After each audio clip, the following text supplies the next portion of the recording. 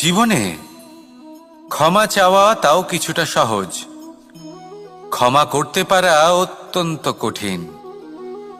ক্ষমা দুই অক্ষরের এই শব্দ হতে পারে, কিন্তু অত্যন্ত বড় এই শব্দ, অত্যন্ত গুরুত্বপূর্ণ এই শব্দ। কখনো কখনো অন্য কাউকে ক্ষমা করে দেওয়া তাও কিছুটা সহজ কাজ, কিন্তু নিজেকে ক্ষমা করতে পারা অত্যন্ত কঠিন হয়ে দাঁড়ায়।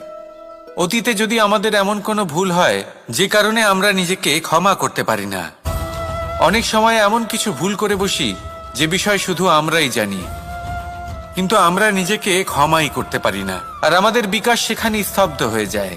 কারণ যদি আপনি ক্ষমা করতে না শেখেন, নিজেকে ক্ষমা যদি না করতে পারেন, তাহলে তা আপনার জীবনের সব থেকে বড় বাধা হয়ে দাঁড়াবে।